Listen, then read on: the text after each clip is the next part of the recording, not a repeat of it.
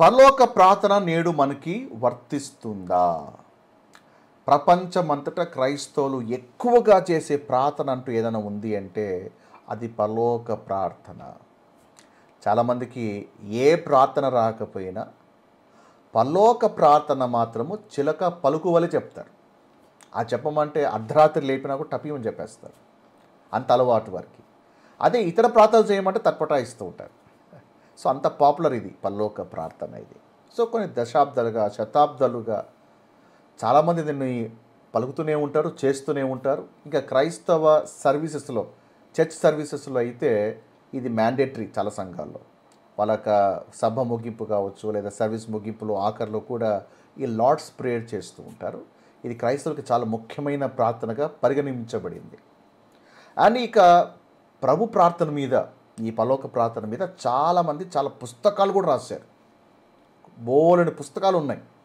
ఒక్కొక్క మాటను విభజించి పరలోకం మా తండ్రి అని డివైడ్ చేసి అలాగ డివైడ్ చేస్తూ ఇది మనకు ఒక ప్యాటర్న్గా ప్రభు చెప్పాడు అన్నట్టుగా పుస్తకాలు రాసిన వాళ్ళు చాలామంది ఉన్నారు. సో కాల్ ప్రీచర్స్ ఈ యొక్క పుస్తకాలని పబ్లిష్ చేశారు. అయితే ప్రశ్న ఏంటంటే ఈ కృపా యుగంలో బాడీ ఆఫ్ క్రైస్ట్లో ఉన్న వారికి ప్రభు నేర్పినటువంటి ప్రార్థన వర్తిస్తుందా? అదేంటి పాస్టర్ గారు వర్తించదా? కొత్తగా చెప్తున్నారేంటి? వర్తిస్తుంది కదా, చాలా శతాబ్దాలుగా చేస్తూ వస్తున్నాం కదా. అఫ్కోర్స్ సంఘాలు అదే నేర్పించాయి, డినామినేషన్స్ అవే నేర్పించాయి, అలాగే చేస్తూ వస్తున్నాం, ప్రశ్నించకుండా చేస్తూ వస్తున్నాం. అయితే వర్తిస్తుందా లేదో తెలుసుకోవాలంటే ఏం చేయాలి? మనం సత్యవాక్యాన్ని సరిగా విభజించి చూడాలి. అప్పుడే అప్లై అవుతుందా కాదా, కాదు అంటే ఎందుకు కాదో కూడా మనం తెలుసుకోవాలి. వాక్యాన్ని సరైన విశ్లేషణ చేయాలి. అందుకే నేను ఎప్పుడు చెప్తుంటాను, truth or tradition. So truth కోసం నిలబడేవాడు ట్రెడిషన్ లెక్క చేయడు. ట్రెడిషనే నాకు ముఖ్యం అన్నవాడు నా ట్రూత్తో నాకు పని లేదు అని ఏం చేస్తారు? వెంటనే వీడియో ఆపేయడము, మాకు ఈ బోధ వద్దని అని ఆపేస్తుంటారు. మీరు చెప్పాలి, మీరు సత్యం వైపు నిలబడతారా, సంప్రదాయం వైపు నిలబడతారా? ఒకవేళ మీరు నాకు సత్యమే ముఖ్యం అంటారా, వీడియో కంటిన్యూ చేయండి. లేదండి పాస్టర్ గారు మాకు ట్రెడిషన్సే ముఖ్యం అంటారా, ఈ వీడియో మీకు కాదు. Okay. So truth seekers please watch this video. ఇప్పుడు ఏదైనా ఒక విషయాన్ని మనము ఎస్ ఆర్ నో డిసైడ్ చేయాలంటే ఏం చేయాలి? ఫస్ట్ మనం పరీక్షించాలి. పౌలు ఏమన్నారు? అన్నిటినీ పరీక్షించండి. నమాజ్ పని లేదు, మొదట పరీక్షించి మేలైనది చేపట్టండి అన్నాడు. నీకు ఏది మేలో కాదో తెలియాలంటే ఫస్ట్ పరీక్షించాలిగా. కాబట్టి మనము ఈ వీడియోలో మనం అదే చేయబోతున్నాం. అండ్ ఒకవేళ మీరు నా ఛానల్కి కొత్తగా వచ్చినట్లయితే, ఈ సబ్జెక్ట్ మీకు బ్లెస్సింగ్గా ఉన్నట్లయితే తప్పకుండా సబ్స్క్రైబ్ చేసుకురండి, లైక్ బటన్ కొట్టి నన్ను ఫాలో అవ్వండి. నేను చేసే ప్రతి వీడియో మీకు నోటిఫికేషన్ ద్వారా వస్తుంది. Okay, so without delay let's start our topic.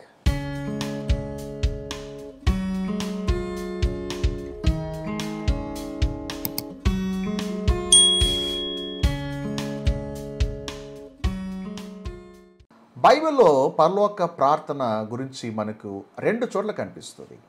ఒకటేమో లూకా సువార్త 11వ అధ్యాయము 2-4 వచనాల్లోను, అలాగే మత్తయి సువార్త 6వ అధ్యాయము 9 నుండి 13 వచనాల్లో కనిపిస్తుంది. సో 2 ప్యాసెస్ని మనం ప్యారల్గా స్టడీ చేసి మనము లోతైన విశ్లేషణ చేద్దాం. లూకా సువార్త 11వ అధ్యాయము 1వ వచనం. ఆయన ఒక చోట ప్రార్థన చేయుచుండెను. ప్రార్థన చాలించిన తరువాత ఆయన శిష్యులో ఒకడు, ప్రభువా, యోహాను తన శిష్యులకు నేర్పినట్టుగా మాకును ప్రార్థన చేయ నేర్పమని ఆయనను అడిగాను. సో శిష్యులు కొందరు వచ్చి ప్రభుని అడుగుతున్నారు, ప్రభువా మాకు ప్రార్థన నేర్పించండి. ఇక్కడ టైం పీరియడ్ ఏంటి, ఇది తెలుసుకోవడం చాలా ఇంపార్టెంట్. సో బైబిల్లో ఏదైనా సరే ఒక వాక్యాన్ని అర్థం చేసుకోవాలంటే 3 ప్రశ్నలు వేసుకోవాలి. ఈ 3 ప్రశ్నలు నువ్వు వేసుకోలేదా బైబిల్ని తప్పుగా అపార్థం చేసుకునే అవకాశం ఉంది. ఏంట 3 ప్రశ్నలు అంటే, ఎవరు మాట్లాడుతున్నారు, రెండవది ఎవరితో మాట్లాడుతున్నారు, మూడవది ఏ కాలంలో మాట్లాడుతున్నారు. ఈ 3 ప్రశ్నలు వేసుకోవాలి. సో మొదటి ప్రశ్న ఏంటి? ఎవరు మాట్లాడుతున్నారు? ఇక్కడ యేసు ప్రభువారు మాట్లాడుతున్నారు. ఎవరితో మాట్లాడుతున్నాడు? యూదులతో మాట్లాడుతున్నాడు, ఇజ్రాయేల్ ప్రజలతో మాట్లాడుతున్నారు. ఎందుకంటే ఆ కాలం ఏ కాలం? అది టైం పాస్ట్. సో మన చార్ట్లో ఈ కాలం ఏంటిది? ఇది టైం పాస్ట్. సువార్తల్లో ఉన్నటువంటి కాలం ఏ కాలం ఇది? ధర్మశాస్త్ర కాలమే. అది సువార్తలైనా కూడా అది ఇంకా ధర్మశాస్త్ర కాలమే. సో ఆ సువార్తల ప్రభు ఎవరికి పరిచర్య చేస్తున్నాడు? యూదులకే పరిచర్య, ఇంకా అన్యులకు పరిచర్య చేయట్లేదు. అన్యుల పరిచర్య యేసు ప్రభువారు పౌలు ద్వారా ప్రారంభించాడు. కానీ ఈ సువార్తలు మాత్రము ప్రభు పరిచర్య కేవలము యూదులకే. యేసు ప్రభు అయినా ఆయన శిష్యులైనా కూడా యూదులకు మాత్రమే పరిచర్య. సో ఈ వచనాలు చూస్తే మీకు క్లియర్గా అర్థమవుతుంది. పౌలు చాలా స్పష్టంగా చెప్పాడు. రోమా 15:8 క్రీస్తు సున్నతి గలవారికి పరిచారకుడు, సున్నతి గలవారికి పరిచారకుడు. అలాగే ప్రభు చాలా స్పష్టంగా చెప్పాడు, అన్యజనుల వద్దకు మీరు వెళ్ళొద్దండి, ఇజ్రాయెల్ ఇంటి వారే నశించిన గొర్రెల వద్దకే వెళ్ళండి, నేను వారి వద్దకే పంపబడ్డాను, మరి ఎవరి వద్దకు పంపబడలేదు అని ప్రభు చాలా స్పష్టంగా చెప్పాడు. ఓకే, మీలో అంటే మొదటిసారి ఈ వీడియో వాచ్ చేసేవాళ్ళకి కాస్త ఆశ్చర్యం కలగచ్చు. అంటే సువార్తల్లో పరిచర్య అన్యులకు కాదా, ఓన్లీ యూదులకా అంటే ఎస్ ఓన్లీ యూదులకే. ఇంకా మీరు మరింత స్పష్టంగా దీని గురించి తెలుసుకోవాలి అంటే మధ్యగోడ అనేటువంటి ఒక వీడియో చేసాము. ఆ మధ్యగోడ ఏంటో తెలుసుకోవాలి, అది ఎక్కడ స్టార్ట్ అయింది, ఎక్కడి వరకు కంటిన్యూ అయిందో అది తెలుసుకోవడం చాలా ఇంపార్టెంట్. సో ఆ వీడియోని లింక్ని మీకు డిస్క్రిప్షన్లో ఇస్తాను, అది వాచ్ చేయండి. అది ఎందుకంటే ఇక్కడ చెప్తే వీడియో లెంత్ అనేది ఎక్కువైపోతుంది. సో గాస్పెల్స్లో ఉన్నది ఏంటి అంటే అది ధర్మశాస్త్ర కాలము, యూదులకు మాత్రమే అది పరిచర్య. బాడీ ఆఫ్ క్రైస్ట్ అక్కడ ఇంకా లేదు, అన్యుల రక్షణ అక్కడ ఇంకా జరగలేదు. ఆ విషయాన్ని తెలుసుకోగలిగాను. సో ప్రభు నేర్పినటువంటి ప్రార్థన ఎవరికి? అది యూదులకు నేర్పినటువంటి ప్రార్థన. ఇది యూదులు చేయవలసినటువంటి ప్రార్థన. అది 2వ వచనం. అందుకు ఆయన మీరు ప్రార్థన చేయనప్పుడు తండ్రి, సో ప్రార్థన చేయనప్పుడు ఏమన్నాడు? తండ్రి అని సంబోధించమన్నాడు. ఇదే విషయం మత్తయి సువార్త 6:9 చూసినట్లయితే, కాబట్టి మీరు ఇలాగ ప్రార్థన చేయండి, పరలోకమందున్న మా తండ్రి. మా తండ్రి, మా తండ్రి అన్న మాట మీరు గమనించాలి. మా తండ్రి అంటే అక్కడ ఎవరు అంటే యూదులు దేవుణ్ణి మా తండ్రి అని సంబోధిస్తున్నారు. So it's a covenantal language. Okay, so our father అటువంటి మాట, it is a covenantal language. ఇది అంటే ఇజ్రాయెల్ ప్రజలందరూ కూడా యాజ్ ఎ నేషన్గా వీళ్ళు దేవుని యొక్క కుమారుడు, మరి దేవుడు వీరికి తండ్రిగా ఉన్నాడు. నిర్గమకాండము 4:22 చూడండి. అప్పుడు నీ ఫరోతో, ఇజ్రాయేలు నా కుమారుడు, నా జ్యేష్ఠ పుత్రుడు. ఇజ్రాయేల్ ఎవరు చెప్పండి? నా కుమారుడు. అంటే ఇజ్రాయెల్ యాజ్ ఎ నేషన్గా చెప్పండి దేవుడు ఎలా చూస్తున్నాడు? కుమారుడుగా చూస్తున్నారు. అండ్ అలాగే ఆ యొక్క జనాంగము కూడా దేవుని ఎలా భావిస్తున్నారు? మా తండ్రి అని భావిస్తున్నారు. క్రైస్తవ్యంలో ఒక టీచింగ్ ఉందండి, మీరు విన్నారు లేదో నాకు తెలియదు. ఆ టీచింగ్ ఎలా ఉంటుందంటే, మా తండ్రి అటువంటి మాట మొట్టమొదటిసారిగా యేసు ప్రభువే ఇంట్రడ్యూస్ చేస్తున్నాడు. అంతకుముందు ఓల్డ్ టెస్ట్మెంట్లో యూదులు ఎప్పుడు కూడా దేవుణ్ణి తండ్రి అని సంబోధించలేదు. మొట్టమొదటిసారిగా ప్రభువే ఆ టెర్మినాలజీ వాడుతున్నాడు, అలాగ పరిచయం చేస్తారు దేవుణ్ణి అన్నట్టుగా బోధిస్తూ ఉన్నారు, బోధించారు కూడా. చాలా పుస్తకాల్లో కూడా మనము అదే చదివేముంటాం. కానీ అందులో వాస్తవం లేదు. ప్రభు మొట్టమొదటిసారిగా మా తండ్రి అని పరిచయం చేయట్లేదు. ఓల్డ్ టెస్ట్మెంట్లో కూడా చాలా స్క్రిప్చర్స్ ఉన్నాయి where Jews called God as their father. So ఇక్కడ డిస్ప్లే చేసిన స్క్రిప్చర్స్ ఒకసారి చూడండి. యెషయా 63:16 మాకు తండ్రివి నీవే. It's a community language. యెహోవా నీవే మా తండ్రివి. యెషయా 64:8 యెహోవా నీవే మా తండ్రివి. మలాకి 1:6 నేను తండ్రినైతే నాకు రావాల్సిన ఘనత ఏమాయను. కుమార్తె తన తండ్రిని కనపరచును కదా, నేను తండ్రినైతే. See the community language. అలాగే యోహాను సువార్త 8:41 చూడండి. మీరు మీ తండ్రి క్రియలే చేయుచున్నారని వారితో చెప్పాను. అందుకు వారు, మేము వ్యభిచారం వల్ల పుట్టిన వారము కాము, దేవుడు ఒక్కడే మా తండ్రి. యేసు ప్రభుని రిజెక్ట్ చేస్తూ ఏమో తెలుసా? దేవుడు ఒక్కడే మా తండ్రి అంటే ఇక్కడ యూదులు దేవుని తండ్రి అని సంబోధించగలుగుతున్నారా? పాత నిబంధనలో సంబోధించగలుగుతున్నారు, సువార్తల్లో కూడా సంబోధించగలుగుతున్నారు. ఓకే, సో తండ్రి అన్న మాట it's a covenantal language. So యూదులు మాత్రమే దేవుణ్ణి మా తండ్రి అని సంబోధించగలుగుతున్నారు. మరి అన్యులు అలాగ సంబోధించగలిగారా సువార్తలో? అసలు అన్యుల యొక్క స్థానం ఏమై ఉంది సువార్తలో? అది తెలుసుకోవడం చాలా ప్రాముఖ్యం. సువార్తలో అన్యులు ఏమై ఉన్నారు అని తెలుసుకోవాలంటే మన పౌలు గారి ఒక స్టేట్మెంట్ని మనం పరిచయం చేద్దాం. ఎఫెసీ 2వ అధ్యాయం 12, 13 వచనాలు. ఆ కాలమందు ఇజ్రాయేలుతో సహపౌరులు కాక పరదేశులను, వాగ్దాన నిబంధనలు లేని పరజనులు, నిరీక్ష లేని వారును, లోకమందు దేవుడు లేనివారై ఉండి క్రీస్తుకు దూరస్థులై ఉంటిరని మీరు జ్ఞాపకము చేసుకునండి. ఒకప్పుడు మనం ఎలా ఉన్నాం చెప్పండి? ఇజ్రాయేల్తో సహపౌరులము కాము, పరదేశులుగా ఉండేవారము, వాగ్దాన నిబంధనలు లేని పరజనులుగా ఉండేటువంటి వారము. నిరీక్ష, దేర్ ఇస్ నో హోప్. దేవుడు లేకపోతే ఏమవుతుంది? నిరీక్షణ లేదు. అలాంటి నిరీక్షణ లేని స్థితిలో ఉండేటువంటి వారు, దేవుడు లేనివారే ఉండి, దట్ వాజ్ అవర్ పాస్ట్. దేవుడు లేనివారే ఉండే దేవునికి దూరస్తులుగా ఉంటుంది. ఆయనను మునుపు దూరస్తులైనటువంటి మీరు ఇప్పుడు క్రీస్తు యేసునందు, క్రీస్తు రక్తము వల్ల సమీపస్తులై ఉన్నారు. ఏమండి, ఇప్పుడు క్రీస్తు ద్వారా మీరు సమీపస్తులై ఉన్నారని, ఇప్పుడు మీరు పరజనులు కారు అనే మాట దేవుడు ఎవరి ద్వారా తెలియపరిచాడు? పౌలు ద్వారా తెలియపరిచాడు. అన్యుల మినిస్ట్రీ పౌలు ద్వారా స్టార్ట్ అయింది. అప్పుడు తెలిసింది ఒక అన్యుడు కూడా రక్షించబడితే అతడు ఏమాత్రం పరజనుడు కాదు, పరదేశి కాదు, అతడు కూడా దేవుని కుమారుడైనటువంటి విషయము పౌలు ద్వారా ప్రకటించబడిన తర్వాత తెలిసింది. బట్ ఇన్ ద గాస్పెల్ ఈ స్టేట్మెంట్ మనకు కనిపించదు. అన్యులు సువార్తలో వాళ్ళు యూదులతో సమానంగా ఎంచబడలేదు. ఆ విషయాన్ని గమనించాలి. ఓకే, మరి పాస్టర్ గారు మన కుమారులం కాదా అంటే, ఎస్, కృపాకాలంలో రక్షించే మనం కూడా కుమారులమే. అంటే సువార్తలో వచ్చేపాటికి అప్పుడు అన్యుల రక్షణ ప్రారంభము కాలేదు. అది only salvation for the juice. కాబట్టి వాళ్ళు తండ్రి అని సంబోధించారు. ఆ తర్వాత కృపాకాలంలో మనం రక్షించబడినాక మనం కూడా కుమారులుగా మార్చబడ్డాం. చూడండి ఈ వచనం చూడండి ఒకసారి. గల్తీ 3వ అధ్యాయం 26వ వచనం. యేసు క్రీస్తునందు మీరందరూ విశ్వాసం వలన దేవుని కుమారులై ఉన్నారు. సువార్తలు కేవలం యూదులు మాత్రమే దేవునికి కుమారులు. కానీ ఇక్కడ ఏంటిది? అన్యులైనప్పటికీ కూడా విశ్వాసము వలన నువ్వు యూదా మతంలో పుట్టావని, నువ్వు సున్నతి తీసుకున్నావని కాదు, విశ్వాసం వలన నువ్వు దేవుని కుమారులు అయ్యావు. గల్తీ 4వ అధ్యాయం 6-7 వచనాలు.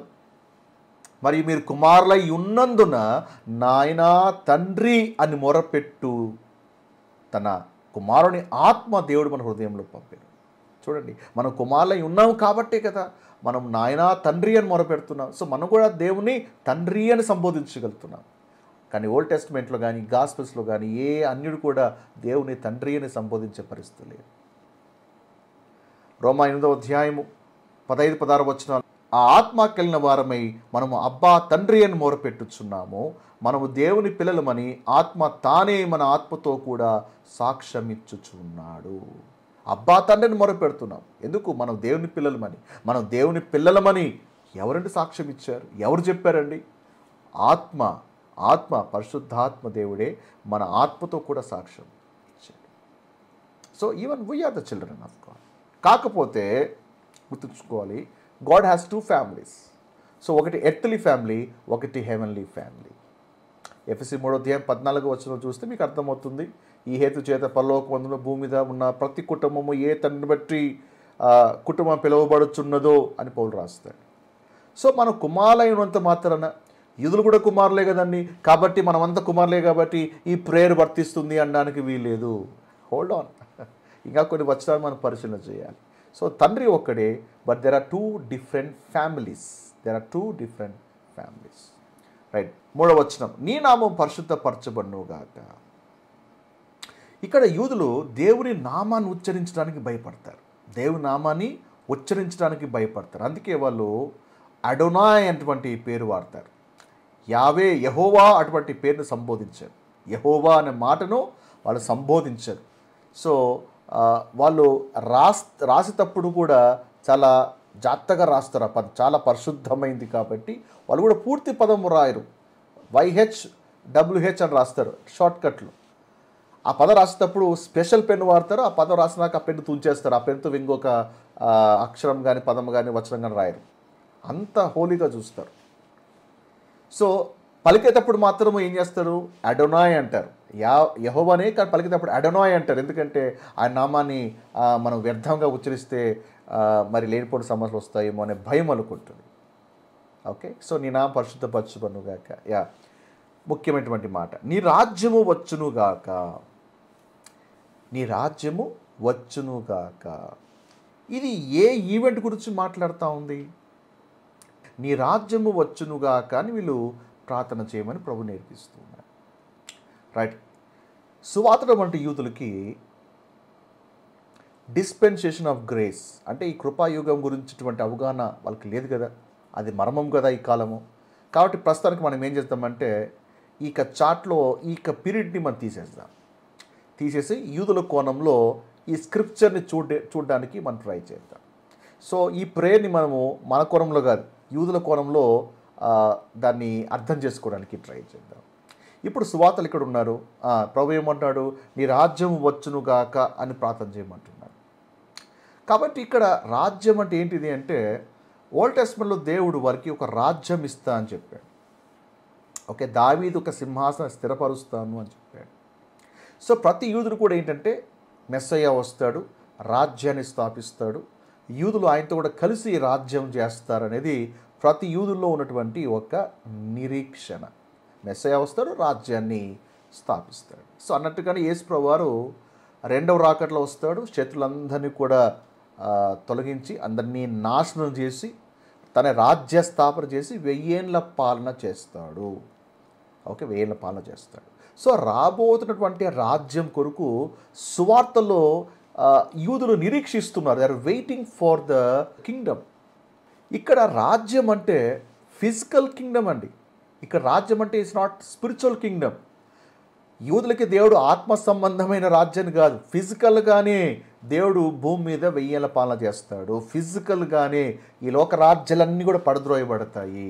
ఫిజికల్గానే దేవుడు 1000 ఏళ్ల పాలనలో ఇనుపదండ పాలన చేస్తాడు.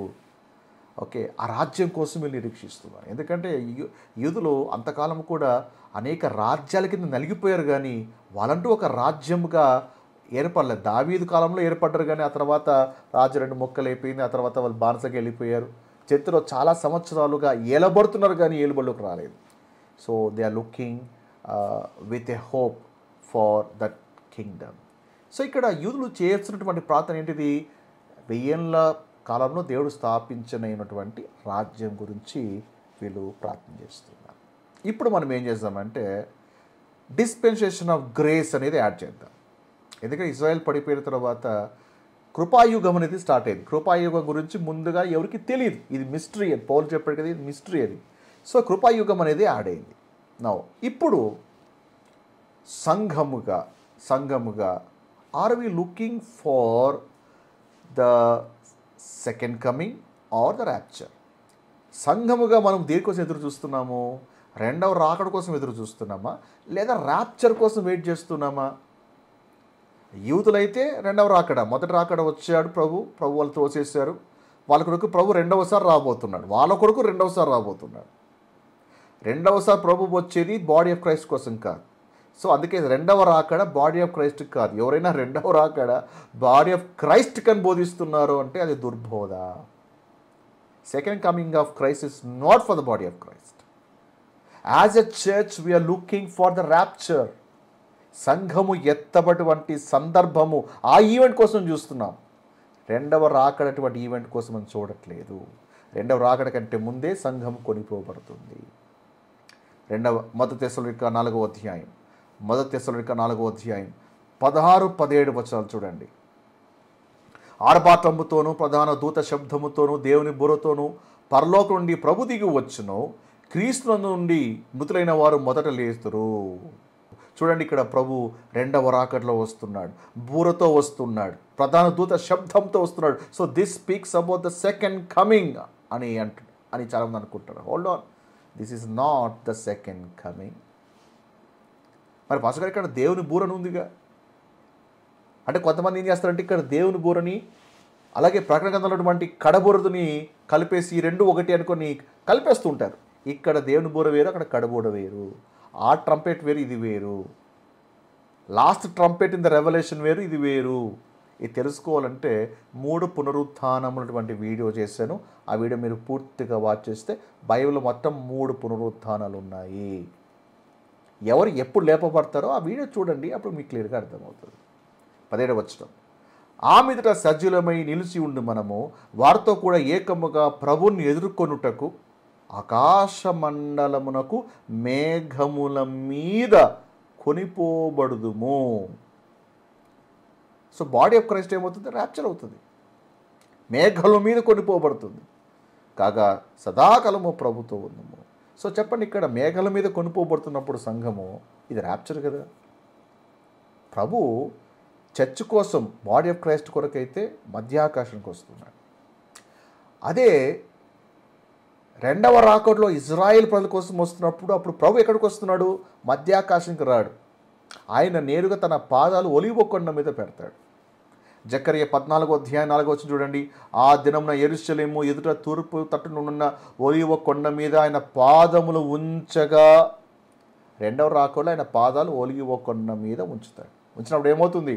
ఒలీవ కొండ తూర్పు తట్టుకును పడమటి తట్టుకును నడిమికి విడిపోయి సగము కొండ ఉత్తరము తట్టుకును సగము కొండ దక్షిణ తట్టుకును జరుగును కనుక విశాలమైన లోయ ఒకటి ఏర్పడును. సో రెండవ రాకడ సంభవించినప్పుడు ఆయన కాళ్ళు ఎక్కడుంటాయి? ఒలీవ కొండ మీద నిలబడతాయి. అంటే there are 2 different events, rapture and second coming. There are 2 different groups, body of Christ and Jews. అలాగే Lord's return to 2 different places. ప్రభు ఏమో ర్యాప్చర్ విషయంలో వచ్చినప్పుడు ఆయన ఆకాశ మండలంలోకి వస్తాడు. అది రెండవ రాకడ విషయంలో వచ్చేపాటికి ఆయన పాదాలు ఒలీవ కొండ మీద మోపబడతాయి. These 2 are different events. So నేను ఏం చెప్పదలుచుకున్నానంటే, యూదులు నీ రాజ్యం వచ్చునుగా కానీ ఎదురు చూస్తున్నారు. కానీ ఆ రాజ్యము అనేది యూదులకు సంబంధించినటువంటి ప్రార్థన. Body of Christ is not looking for the second coming. We are looking for the blessed hope which is the rapture. Praise God. So rapture అయ్యేదాకా మళ్ళీ యేసు ప్రభు రెండవ రాకడ జరగదు, అసంభవము. చాలామంది ఇక్కడ కన్ఫ్యూజ్ అవుతూ ఉంటారు. మనమంతా అసలు మన రెండవ రాకలోనే ఉన్నామండి, ఇదే రెండవ రాకడండి, అలా జరిగిపోయిందండి, మన 1000 ఏళ్ల పాలలోనే ఉన్నామండి అని బోధించడం చాలామంది ఉన్నారు. తప్పుడు బోధ. ప్రకటన గ్రంథం మీద నేను ఆల్రెడీగా కొన్ని వీడియో చేస్తాను, తప్పకుండా అది వాచ్ చేయండి. అది వాచ్ చేస్తే అసలు మనము 1000 ఏళ్ల పాలలో ఉన్నామా అనేది మీకు క్లారిటీగా మీకు అర్థమవుతుంది. ఎవరో చెప్పింది కాదు, స్క్రిప్చర్ టు స్క్రిప్చర్ కంపేర్ చేసి ఆ స్టడీ మీరు వాచ్ చేస్తే మీకు క్లియర్గా అర్థమవుతుంది. కాబట్టి చెప్పండి, ఇక్కడ పౌలు పత్రికల్లో సంఘాన్ని కూడా పౌలు రాస్తూ, సంఘమా దేవుడు రాజ్యం కొరకు మీరు వచ్చునుగాక ప్రార్థన చేయమని పౌలు నేర్పించాడా? పౌలు చెప్పాడు అలాగా? ఎక్కడ మీకు పౌలు సువార్తలు కనిపిస్తుందా అంటే you'll nowhere find in Pauline letters ఈ ప్రార్థన మనకు కనిపించింది. మాకు కావలసిన అనుదిన ఆహారము దినదినము మాకు దయచేయము. ఈ వచనం చదవగానే చాలామంది ఏమనుకుంటారంటే దేవుడు స్పిరిచువల్ ఫుడ్ గురించి మాట్లాడుతున్నాడు. ప్రభా, ఈరోజు నాకు నీ వాక్యమైనటువంటి ఆహారం నాకు దయచేయి, మీ అనుదిన ఆహారం మాకు దయచేయి. Hold on. ఇక్కడ అనుదిన ఆహారము స్పిరిచువల్ ఫుడ్ అని నీకు ఎవరు చెప్పారు? Who taught you? ఇక్కడ ప్రభు చెప్పేటువంటి ఆహారము అనుదిన ఆహారం మాకు దయచేయమని వాళ్ళు ప్రార్థన చేయమని చెప్పాడు కదా. ఇది స్పిరిచువల్ ఫుడ్ అని ఎవరు చెప్పారు? Who taught you this? It's a religion. మతము నేర్పించినటువంటి అబద్ధం ఇది. రీప్లేస్మెంట్ థియాలజీ గురించి మీరు తెలుసుకోవాలి. అది కూడా మీకు ఇక వీడియో డిస్క్రిప్షన్లో ఇస్తారు. రీప్లేస్మెంట్ థియాలజీ అంటే తెలుసా? ఇజ్రాయెల్ స్థానంలో బాడీ ఆఫ్ క్రైస్ట్ ఊహించేసుకొని, అంటే ఆ స్థానంలో బాడీ ఆఫ్ క్రైస్ట్కి ఇవ్వబడిందని, వారి వాగ్దానాలు వీళ్ళకి అని, వాళ్ళ ప్రామిసెస్ వీళ్ళకి అని, ఓకే, వాళ్ళ ప్రార్థన అంతా కూడా బాడీ ఆఫ్ క్రైస్ట్ అప్లై అవుతుందని. సో రిలీజన్ ఏం చేస్తుందంటే they replace Israel with the church. అందుకే వాళ్ళు ఎక్కడ ఏ వచనం చదివినా కూడా ఇది మనకే, మన స్పిరిచువల్గా అప్లై చేసుకోవాలి. అక్కడే డాక్టర్నల్ ఇష్యూస్ అనేది మొదలవుతున్నాయి. అందుకే పౌలు చెప్తున్నాడు తిమోతికి, సత్యవాక్యం సరిగా విభజించు. దేవుడు యూదులతో మాట్లాడుతున్నప్పుడు ఆయన నిజంగా చెప్తున్నాడు, మా అనుదిన ఆహారం మాకు దయచేయండి, మీరు అడగండి అని ప్రార్థన చేయండి అని చెప్తున్నాడు. కారణం ఏంటో తెలుసా? యేసు ప్రభువు వారు తన రాజ్య స్థాపన కంటే ముందు ఏం జరగాలి? దానియేలు ఒక 70వ వారం చోటు చేసుకోవాలి. ఓకే, దానియేలు ఒక 70వ వారం అంటే ఏంటిది? అంటే 69 వారాలు పూర్తి అయిపోయి అభిషక్తుడు కొట్టివేయబడ్డాడు 69 వారాలకి. ఇంకొక వారం మిగిలిపోయింది. అదే వారం అంటే 7 అంటే 7 years. సో 7 ఏళ్ల శ్రమలో మహాశ్రమల కాలంలో ఏమైపోతుంది? మహాశ్రమల కాలం అనేది ఎప్పుడైతే మొదలవుతాయో, ఈ మహాశ్రమల కాలము ఎంత భయంకరంగా ఉంటుందంటే ప్రభు ఒక హింట్ ఇస్తున్నాడు. రాజ్య స్థాపన కంటే మహాశ్రమల గురించి ప్రభు చాలా హింట్లు ఇచ్చాడు. అదే మనము మత్తయి సువార్త 24వ అధ్యాయంలో చదువుతున్నాం. కాబట్టి ప్రవక్తన దానియేలు ద్వారా చెప్పబడిన నాశనకరమైన ఏ వస్తువు పరిశుద్ధ స్థలమందు నిలుచుట మీరు చూడగా చదువువాడు గ్రహించునుగాక, యూదయలో ఉండేవాడు కొండలకి పారిపోవాలి. యూదయలో ఉన్నారు, యూదులు ఉన్నారు. కాబట్టి మీరు ఏం చేయాలి? ఇక్కడ ఉన్న వాళ్ళు మీరు ఏం చేయాలి? వెంటనే మీరు కొండలకు పారిపోవండి. మిద్ద మీద ఉండేవాడు తన ఇంటిలో నుండి ఏదైనా తీసుకొని పోవటకు దిగకూడదు. అంత టైం లేదు. ఇంట్లోకి ఏదైనా వస్తువు తీసుకెళ్ళిపోదామని అంత టైం కూడా లేదు. అంత సివిరిగా ఉంటుంది ట్రబుల్. పొలంలో ఉండేవాడు తన బట్టలు తీసుకొని పోవటకు ఇంటికి కూడా రాకూడదు. అట్లుంచి అట్లే పారిపోవాలి. ఇదే లూకా 21వ అధ్యాయము 21, 22లో కూడా మనం చూస్తూనే ఉన్నాము. యూదలో ఉండేవారు కొండలకి పారిపోవాలి. పల్లెటూళ్ళు ఉన్నవాళ్ళు దానిలో ప్రవేశించకూడదు. వెంటనే పారిపోవాలి. దొరికిపోయావా నీకు ముద్ర పడిపోతుంది. You should flea. మళ్ళీ వాళ్ళు పారిపోతూ ఉన్నప్పుడు వాళ్ళు తమ దగ్గర ఉన్నటువంటి ఆస్తిని డబ్బులు తీసుకుపోయే టైం ఉందంటారా? ఛాన్స్ లేదు. మళ్ళీ వాళ్ళు పారిపోతున్నప్పుడు అరణ్యంలోకి, కొండలకు పారిపోవాలి, అరణ్యంలోకి పారిపోవాలి. పారిపోతున్నప్పుడు వాళ్ళు తమని ఎలా పోషించుకోగలుగుతారు? ఎలా ఫీడ్ చేసుకోగలుగుతారు? డబ్బులా తీసుకున్న టైం లేదు, బట్టలు తీసుకున్న టైం లేదు, ఏది కొనిపోయే టైం లేదు, వాళ్ళకున్న భూములు కూడా తీసుకుపోలేని పరిస్థితి. అందుకే సువార్తలు కూడా ప్రభు ఏం చెప్పాడు? అన్ని అమ్మేసి వెంబడించేయండి. ఎందుకు? సువార్తలో God is preparing the little flax for the tribulation. ఆది సంఘము కూడా చాలా స్థిరాస్తులను అమ్మేసి అపోస్తలుల పాదాల దగ్గర పెట్టి, ఎందుకంటే they are preparing for the tribulation. పారిపోయేటప్పుడు వాళ్ళ ఆస్తులు అక్కడికి రావు కాబట్టి ముందుగా అమ్మేసి వాళ్ళు తమ దగ్గర పోగు చేసుకుంటున్నారు. Preparing for the 7. ఒక స్టార్ట్ అయితే ప్రిపేర్ అయ్యే టైం లేదు. సో అరణ్యానికి వెళ్ళిపోతారు. అక్కడ అరణ్యానికి వాళ్ళు పారిపోతున్నప్పుడు ఏమంటే వాళ్ళకి ఆహారం ఉండదు, వాళ్ళకి నీళ్ళు ఉండవు, ఏమీ ఉండవు. అలా పరిగెడుతూ ఉంటారు.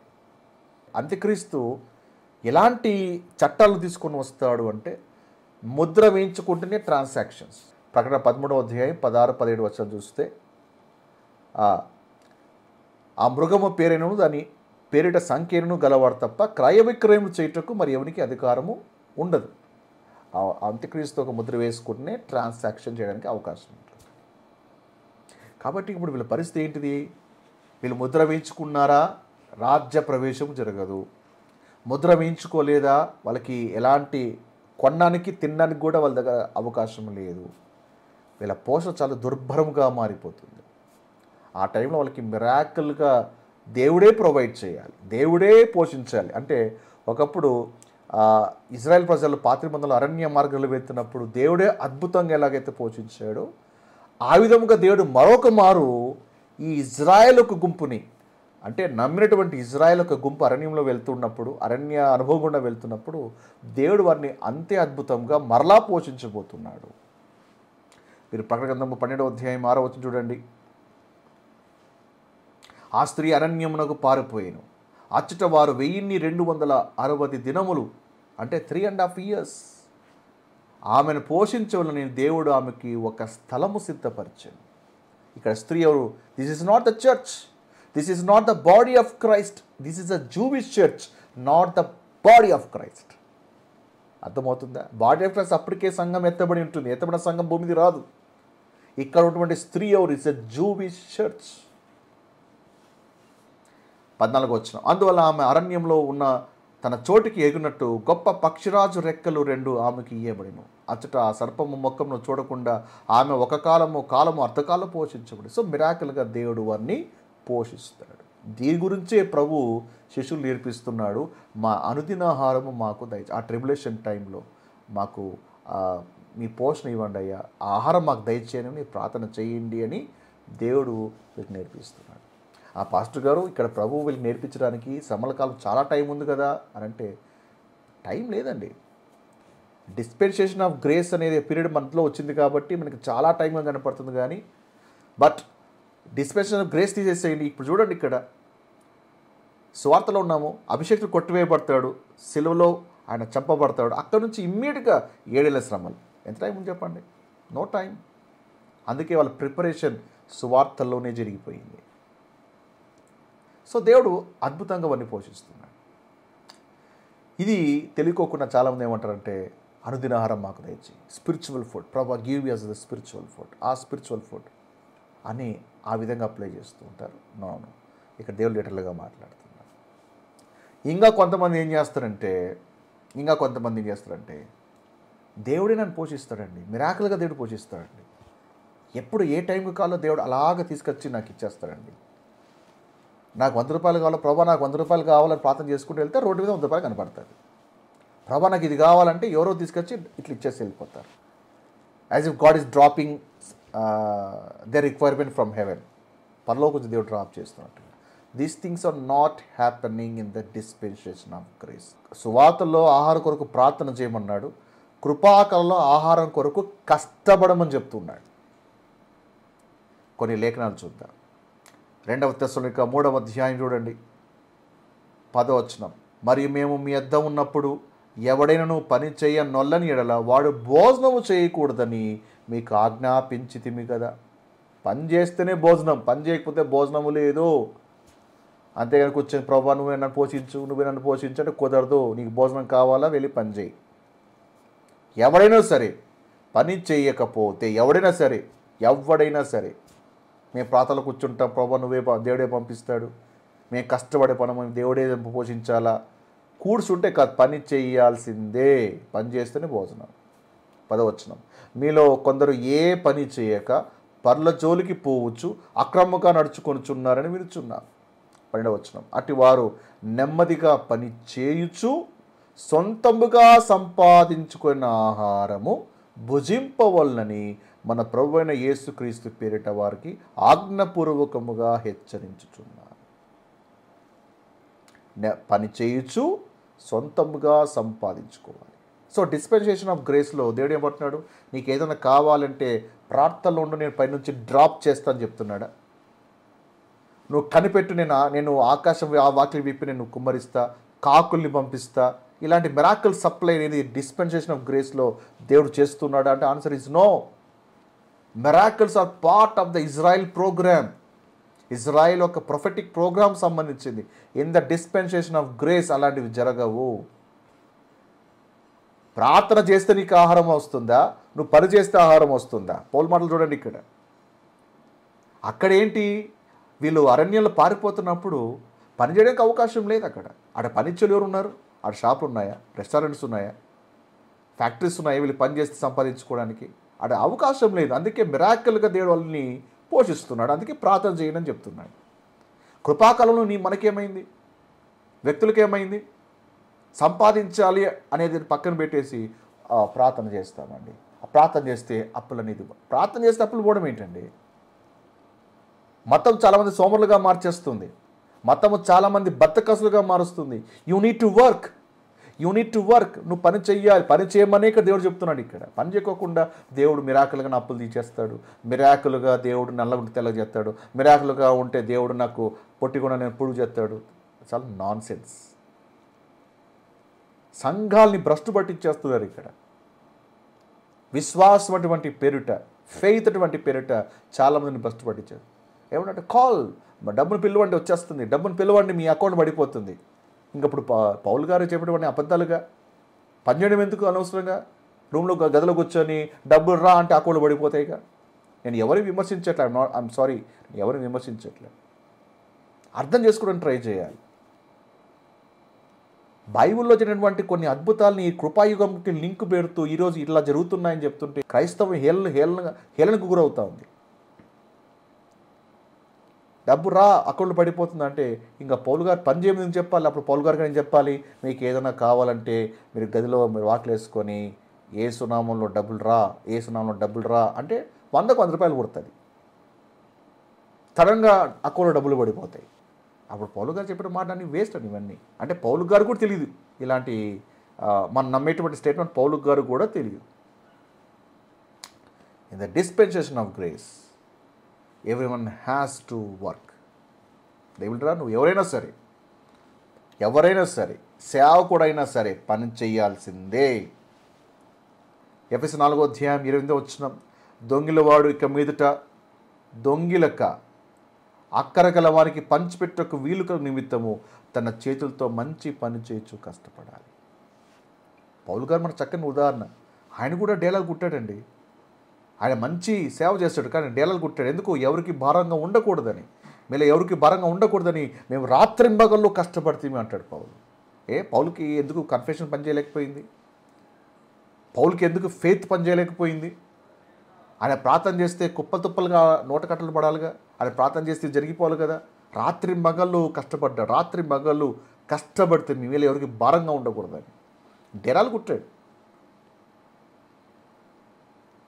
బిడ్డరా, దయచేసి పిచ్చి పిచ్చి సిద్ధాంతాలు నమ్మబాకండి, పిచ్చి పిచ్చి థియరీస్ని నమ్మబాకండి. ఈ కృపాయోగపు సిద్ధాంతాలు తెలుసుకోవడానికి మీరు ట్రై చేయాలి.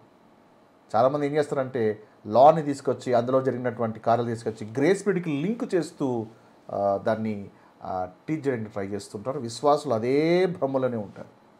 అందుకే చాలామంది అంటారు, ప్రార్థన చేస్తున్నా ఎందుకు దేవుడు మిరాకిల్గా సప్లై చేయట్లే, ఎందుకు ప్రార్థన చేస్తున్నా ఎందుకు జరగట్లే? జరగదు. You need to work. అప్పులు పోవాలా? ఫైనాన్షియల్ ప్లానింగ్ వర్కౌట్ చేయండి. ఎక్కడ డబ్బులు పోతున్నాయి, ఎక్కడ ఖర్చు అవుతుంది, ఎక్కడ మిగలాలి, ఎక్కడ దుబారా ఖర్చు అవుతుంది. You need to have a strategy. నువ్వేం పని చేయకోకుండా మేము దేవునికి ఇచ్చామండి, ఇంకా దేవుడిని అద్భుతంగా దీవించాలి అని దేవునికి ఇస్తే సరిపోయిందా? మిగతా 90% ప్లానింగ్ అవసరం లేదా? 90% అకౌంట్స్ అవసరం లేదా? ఆ 90% ప్రాపర్ స్ట్రాటజీ అవసరం లేదా? రైట్ ఇన్వెస్ట్మెంట్ అవసరం లేదా? నువ్వు దేవునికి ఇచ్చేసి మిగతా 90% నువ్వు రాంగ్ ఇన్వెస్ట్మెంట్ చేస్తే నీకు ఫలితం వస్తుందా? You need to work. Financial నుంచి ఇబ్బందుల నుంచి బయటపడాలి అంటే కొన్ని స్ట్రాటజీస్, కొందరు ఫైనాన్షియల్ ఎక్స్పర్ట్స్ అడ్వైస్ తీసుకోండి. బ్యాడ్ ఇన్వెస్ట్మెంట్ ఏంటి, గుడ్ ఇన్వెస్ట్మెంట్ అనలైజ్ చేయండి. బ్యాడ్ ఇన్వెస్ట్మెంట్స్ అన్నీ తీసేసేయండి. వర్కౌట్. పని చేయి. నువ్వు పని చేయకోకుండా దేవుడా దేవుడా దేవుడా అంటే God is not going to help you out. నువ్వు పని చేయాల్సిందే. 6వ వచనం, మేము మాకు వచ్చి ఉన్న ప్రతి వాన్ని క్షమించుచున్నాం గనుక మా పాపమును క్షమించుము. మత్తయి సువార్త 6వ వచనం, మా రుణస్థులను మేము క్షమించి ఉన్న ప్రకారము మా రుణములు క్షమించుము. ధర్మశాస్త్ర కింద ఉన్నవారి వీరి క్షమాపణ లేదా వీరి రక్షణ షరతులతో కూడింది. So there salvation is a conditional salvation. వారి రక్షణ, వారి క్షమాపణ షరతుతో కూడింది. అంటే వీరు క్షమించబడాలి అంటే మొదట వీరు క్షమించాలి. వీరు క్షమించలేదా వీరికి క్షమాపణ రాదు. అది ఎలాగ తెలుసుకోవాలంటే మీరు 14-15 వచనాలు కూడా మీరు చదివేసేయండి. మనుషుల అపరాధములను మీరు క్షమించిన యెడల మీ పరలోక తండ్రి మీ అపరాధాలు క్షమిస్తాడు. మనుషుల అపరాధాలు క్షమించకపోతే మీ అపరాధములను మీ తండ్రి క్షమించడు అని ప్రభు చెప్పాడు. సో కండిషనల్ ఫర్గివ్నెస్ కదా, కండిషనల్ ఫర్గివ్నెస్. ఇదే మత్తయి సువార్త 18:35 వచనం, మీలో ప్రతివాడు తన సహోదరిని హృదయపూర్వకముగా క్షమించని ఎడల నా పరలోక తండ్రియు ఆ ప్రకారమే మీ ఎడల చేయును. సో ఇంకా వీడు చచ్చినట్టు క్షమించాల్సిందే, లేకపోతే దేవుని క్షమాపణ మనకి రాదు. అందుకే చాలామంది ఏం చేస్తారంటే క్షమాపణ లేకపోకుండా క్షమించకుండా చచ్చిపోతే నరకానికే పోయింటాడు. ఎందుకంటే క్షమించలేదు. జీవితకాలం వాళ్ళు తిట్టుకుంటూనే ఉన్నారు, అందుకే క్షమించలేదు, అందుకే క్షమాపణ రాలేదు. So people decide A persons salvation based on his for giving others. ఏమంటే ఇది ధర్మశాస్త్ర కింద యూదులకు సంబంధించినటువంటి కండిషనల్ ఫర్గివ్నెస్. బట్ గ్రేస్ ప్రోగ్రాంలో సిచ్యువేషన్ ఇస్ డిఫరెంట్. దీని గురించి పౌలు గారు ఏమంటారు చూడండి, క్షమిస్తేనే మాకు క్షమాపణ, లేకపోతే ఎలా మాకు క్షమాపణ వచ్చిందో ఒకసారి చూడండి. ఒకసారి ఎఫెసీ 4:32 వచనం, ఒకని ఎడల ఒకడు దయ కలిగి కరుణాహృదయులై క్రీస్తునందు దేవుడు మిమ్మల్ని క్షమించిన ప్రకారము మీరును ఒకరికొకరు క్షమించండి. ఏమండి, క్షమిస్తేనే నీకు క్షమాపణ వస్తూ ఉందా, లేదా క్షమించబడ్డావు కాబట్టి క్షమించాలని చెప్తున్నాడా? ఫస్ట్ నువ్వు క్షమించబడ్డావు. ఎప్పుడైతే ప్రభువా నువ్వు నా కోసం మరణించావు, పాతిపెట్టబడ్డావు, 3వ దినం తిరిగి లేచావు అని ఎప్పుడైతే విశ్వసించావో షరతు లేకుండానే దేవుడు నిన్ను క్షమించాడు. నీ అపరాధములన్నీ క్షమించబడ్డాయి. నీకు పాపమంతా తొలగించబడింది. దేవుడు నీకు రక్షణ ఇచ్చాడు. అది క్రియలతో కూడినది కాదు. ఒకవేళ క్రియలతో కూడినది అయితే దేవుడు ఏం చెప్పాలి? నీకు క్షమాపణ ఇవ్వాలంటే, అరే అబ్బాయి నువ్వు ఫస్ట్ వెళ్ళి క్షమించేసి రా, మోకరించు, ప్రార్థన చేయి, అప్పుడు క్షమాపణ ఇస్తా. అప్పుడు అదేమవుతుంది? అది క్రియలతో కూడినది. కానీ పౌలు గారు ఏమన్నారు? అది క్రియలతో కూడినది కాదు అది. కనుక ఎవరు అతిశయించడానికి వీల్లేదని పౌలు చెప్పాడు. సో కృపాకల్లో ఒక వ్యక్తి మొదట క్షమించబడతాడు, ఆ తర్వాత క్షమించాలి. దేవుడు మిమ్మల్ని క్షమించిన ప్రకారము మీరును ఒకరికొకరు క్షమించండి. Then you forgive. ధర్మశాస్త్రంలో ఏంటిది? ధర్మశాస్త్రం కింద ఉన్నవారు క్షమిస్తేనే క్షమించబడతారు. ఇక్కడ మన పరిస్థితి ఏంటి? క్షమించబడ్డాము కాబట్టి క్షమించాలి. కొలస్సీ 3:13 ఎవడైనా తనకు హాని చేసినని ఒక్కడు అనుకుని ఎడల ఒకరికొకడు సహించుచు ఒకరికొకడు క్షమించుడి. ప్రభు మిమ్మల్ని క్షమించినలాగున మీరును క్షమించండి. ఎప్పుడు క్షమించాలి? క్షమాపణ కొరకు క్షమించమని చెప్పాడా? క్షమించబడ్డాము కాబట్టి క్షమించండి అని చెప్తున్నాడు. ఆల్రెడీగా వీఆర్ ఫర్గివెన్ అండి. We are forgiven. That is the power of grace. అందుకే మన రక్షణ is not a conditional salvation. Ours is not a conditional forgiveness. మన క్షమాపణ దేవుడు కండిషన్ పెట్టలేదు. It's your faith and by grace you are saved. చెప్పినప్పుడు మత్తయి సువార్త 6:12 ఈ ప్రేయర్ మనకు వర్తిస్తుందా? ప్రభువా మరణస్తులు క్షమించిన ప్రకారంగా మనల్ని క్షమించండి. ప్రభు మేము వాళ్ళకి క్షమించాము కాబట్టి క్షమించండి అని మనకు వర్తిస్తుందా? ప్రభు అంటాడు, నేను ఎప్పుడో క్షమించేశాను.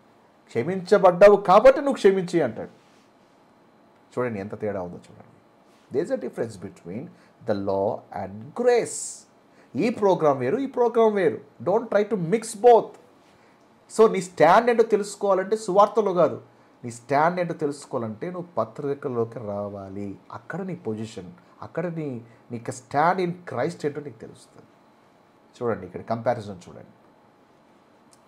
ధర్మశాస్త్రంలో ఏంటి? క్షమిస్తేనే క్షమాపణ. అదే కృపాకాలంలో అయితే క్షమించబడ్డాము కనుక క్షమించాలి. ఎంత డిఫరెన్స్ చూడండి, ఎంత డిఫరెన్స్. ఒకవేళ మనకు క్షమిస్తేనే క్షమాపణ అంటే ఖచ్చితంగా మనలో ఎవరికి రక్షణ ఉండదు. ఎందుకంటే పొద్దు నుంచి రాత్రికి ఎవరినో తిట్టుకునే ఉంటాం, హృదయంలో వాళ్ళ గురించి మనం రగిలిపోతూనే ఉంటాం. అండ్ ఏ చిన్నదైనా సరే టపక్ సాల్వేషన్ ఈజ్ గాన్. నో, అందుకే దేవుడు నీ క్రియల మీద రక్షణను పెట్టలేదు. Your salvation is based on his works, not our works. Praise God. మమ్మల్ని శోధనలోకి తేక దుష్టు నుండి మమ్మల్ని తప్పించుము. చాలామంది దీని గురించి ఏమనుకుంటారంటే, ప్రభువా నేను ఈరోజు డే స్టార్ట్ చేస్తున్నానయ్యా, ఈరోజు ఏ టెంప్టేషన్లో పడిపోకుండా కాపాడు. Temptation of course that is a good prayer, there is nothing wrong. కానీ ఇక్కడ యాక్చువల్గా దేవుడు ఏం చెప్తున్నాడు? ఇక్కడ శోధన అంటే ఏంటి? ఇక్కడ దుష్టుడు అంటే ఏంటి? ఇక్కడ శోధన, దుష్టుడు అంటే ఎవరంటే యాంటీ క్రైస్ట్. శోధన, ఏ శోధన అంటే ఆ 7 శ్రమ గుండా వాళ్ళు వెళ్తున్నప్పుడు ఎంత ఘోరముగా ఉంటుందంటే పరిస్థితి. అపవాది కనిపించడం అందరిని చంపుకుంటూ వెళ్ళిపోతుంటాడు. నిర్దాక్షిణంగా చంపుకుంటూ వెళ్ళిపోతుంటాడు. ప్రకటన 6:7 4వ ముద్ర విప్పినప్పుడు ఏమవుతుంది? 8వ చూసినట్లయితే భూనివాసులు చంపుటకు భూమి యొక్క 4వ భాగము పైన అధికారం వానికి ఇవ్వబడును. చంపేటువంటి అధికారం. 9వ 5వ ముద్ర విప్పినప్పుడు దేని వాక్యం నిమిత్తము తాము ఇచ్చిన సాక్ష్యం నిమిత్తము వధింపబడిన వారిని ఆత్మలను బలిపీఠ కింద చూస్తే, అంటే ఆ 7 years ట్రిబులేషన్లో ఏంటంటే దేవుని వాక్యం కొరకు అండ్ అలాగే యేసు ప్రభుకి సాక్ష్యంగా నిలబడినందుకు నమ్మిన యూదుల్ని అంత్యక్రీస్తు నరుక్కుంటూ వెళ్ళిపోతుంటాడు, చంపుకుంటూ వెళ్ళిపోతుంటాడు. అర్థమవుతుందా? అందుకే అక్కడ ఉన్నటువంటి వాళ్ళు, ప్రభా ఎందాక నువ్వు తీర్పు తీర్చక ఉంటావు అంటే ప్రభు అంటాడు కదా అక్కడ ఏమని, సహోదరుల యొక్క లెక్క పూర్తి అయ్యే వరకు ఇంకొంచెం కాలము నువ్వు విశ్రమించాలి, ఇంకొంచెం కాలము విశ్రమించాలి. సో ఆ లెక్క పూర్తవ్వాలి. సో ఇక్కడ శోధన అంటే ఏంటంటే ఇక ప్రాణం మీదకి వచ్చేస్తుంది, హింసకు గురవుతుంది. ఎవరు? ఆ బిలీవింగ్ జూవిష్ చర్చ్. ప్రకటన 12:13 ఆ ఘటాసర్పము తాను భూమి మీద పడద్రోయబడి ఉండట చూచి 3.5 years తర్వాత, అంటే శ్రమల కాలం అనంతరము మహాశ్రమలు ఎప్పుడు ప్రారంభమవుతాయి? 3.5 years తర్వాత ఘటాసర్పము భూమి మీద పడినప్పుడు మహాశ్రమలు మొదలవుతాయి. ఆ ఆ మగ శిశువును కన్నా ఆ స్త్రీని హింసించారు, భయంకరమైనటువంటి హింసించారు. సో దీని గురించి మీరు ప్రకటన 13వ అధ్యాయము 1-10 వర్షాలు చదివితే ఇంకా క్లియర్గా అర్థమవుతుంది. ఆ ముద్ర లేకుంటే వాడు పెట్టేటువంటి హింస అంత ఇంత కాదు. ఆ శోధలో పడిపోకుండా ఓ పక్కన ఆహారం ఉండదు, ముద్ర ఏడ్చుకున్నామా అన్నంతగా టెంప్ట్ అవుతుంటారు. ఏడ్చుకుంటేనేమో రాజ్య ప్రవేశం ఉండదు, ఏడ్చుకోకపోతేమో ప్రాణాలు పోతాయి. అంత శోధన గుండా వాళ్ళు వెళ్తారు. ప్రభా అలాంటి ఆ దుష్టు నుండి, యాంటీ క్రైస్ట్ నుంచి తప్పించమని వీళ్ళు వేడుకోవాలి. దేవుడు అద్భుతంగా వీళ్ళు కాపాడునట్లుగా మీరు వేడుకోండి అని యేసు ప్రభువు వాళ్ళకి నేర్పిస్తున్నారు. అంతేగాని మన డైలీ టెంప్టేషన్కి సంబంధించినటువంటి ప్రస్తావన కాదు ఇది. లేదంటే ఇది మన అనుదిన శోధనకు సంబంధించింది అయితే మళ్ళీ ప్రార్థన చేసినాక రోజులో ఎంతమంది శోధన పడిపోవట్లేదు అంటే అప్పుడు ప్రార్థన పనిచేయట్లేదా? మమ్మల్ని శోధనలోకి తేక దుష్టు నుండి తప్పించుము. ఎవ్రీ సండే చాలా క్రిస్టియన్స్ చేస్తున్నారు కదా, ఆ ప్రార్థన చేసి మేము శోధనలో పడలేదండి, దుష్టుని బారిన పడలేదని చెప్పిన వాళ్ళు ఎవరైనా ఉన్నారా? నో వన్ కెన్ సే ఈ ప్రార్థన చేసి మేము నిలబడ్డాం, ఇప్పటికే నిలబడ్డాం చెప్పిన వాళ్ళు. ఎవ్రీ మ్యాన్, ప్రతి మనిషి ఏదో ఒక శోధనలో పడిపోతుంటారు. మనకు వచ్చే శోధన వేరు, ఇక్కడ ప్రభు మాట్లాడుతున్నటువంటి శోధన వేరు. ఆ విషయాన్ని గమనించాలి. అండ్ ఈ మాట గమనించండి, దైన్ is the Kingdom, power and the glory for ever. రాజ్యము, బలము, శక్తి నీవై ఉన్నవి అని ఆ ప్రార్థన ఆ విధంగా ముగించబడుతుంది.